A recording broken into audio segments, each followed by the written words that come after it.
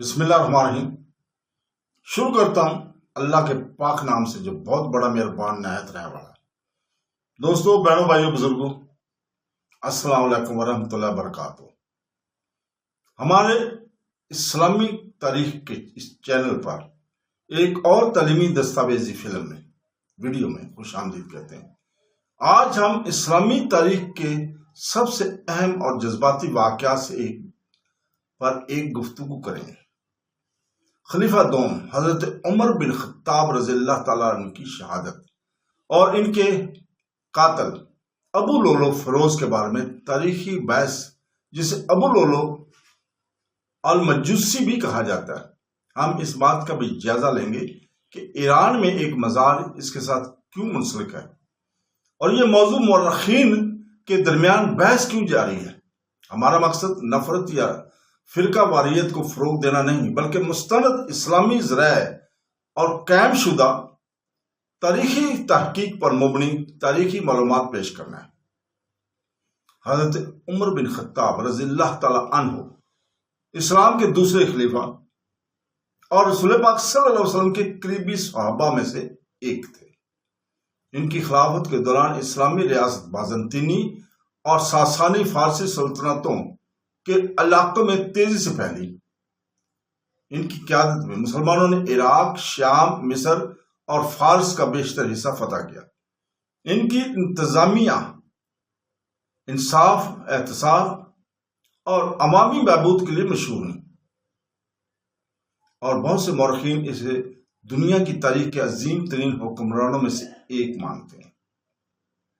دوستو، ساسانی سلطنت کے زوال کے بعد مسلم حکمرانی میں آنے والوں میں ایک فارسی غلام بھی تھا، جسے ابو لولو فیروز یا ابو لولو المجوسی کے نام سے جانا جاتا ہے۔ ابتدائی اسلامی مورخین کی اکثریت کے مطابق وہ فارسی نژاد، غیر مسلم اور صحابی رسول حضرت المغیرہ بن شعبہ رضی اللہ تعالیٰ عنہ کے غلام تھے۔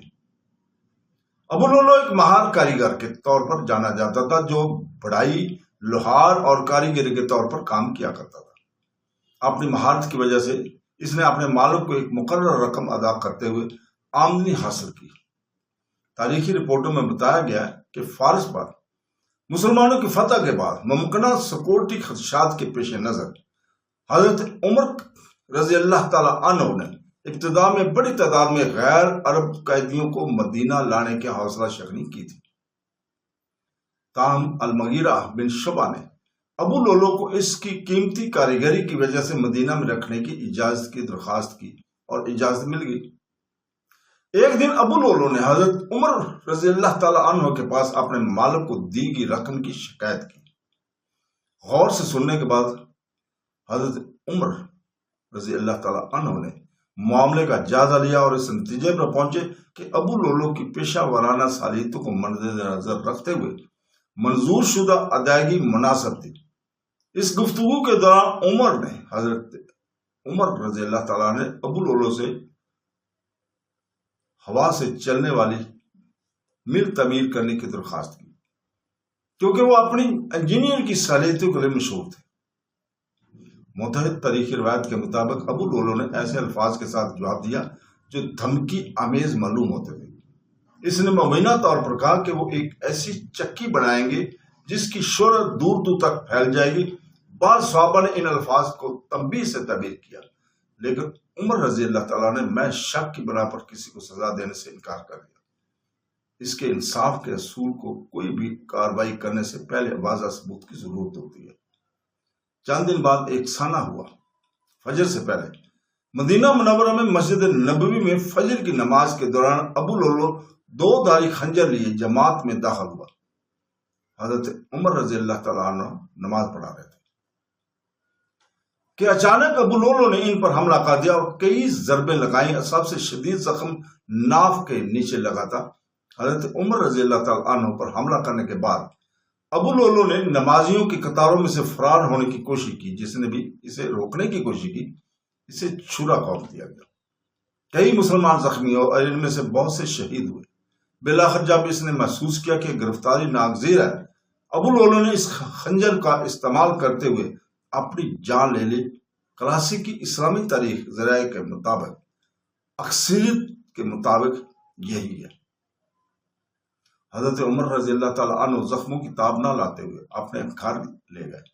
جب اسے بتایا گیا کہ اس کا حملہ اور ایک فارسی غیر مسلم غلام ہے تو اس نے اللہ تعالیٰ کی حمد کی اور اس پر کسی مسلمان نے حملہ نہیں کیا، حتیٰ کہ اپنے آخری اوقات میں بھی ان کی سب سے بڑی تشویش مسلم کمیونٹی کے مستقبل کے استحکام پر تھی۔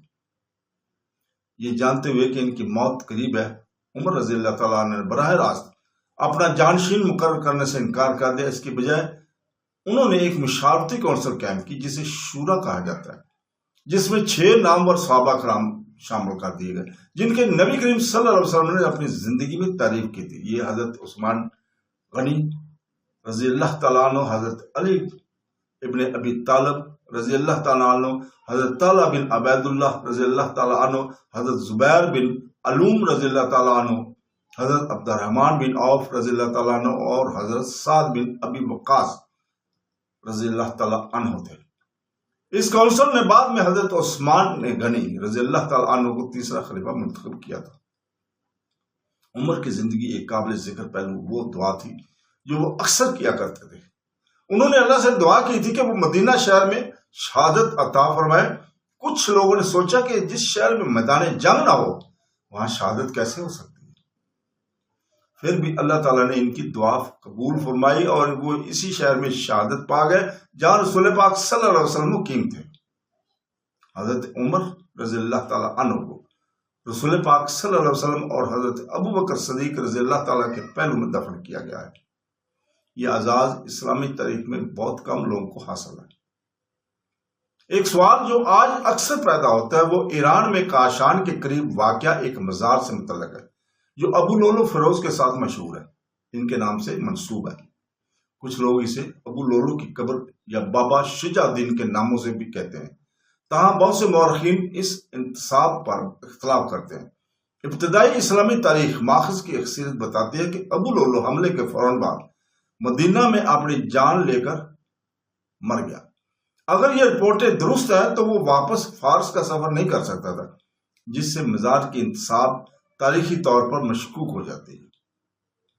اس لیے کچھ محققین کا خیال ہے کہ یہ مزار کسی دوسرے فرد کا ہو سکتا ہے جس کے نام سے ملتا جلتا ہو، جبکہ دوسرے لوگ دلیل دیتے ہیں کہ بعد کی روایت نے اسے ثقافتی یا سیاسی وجوہات کی بنا پر ابو لولو سے جوڑا۔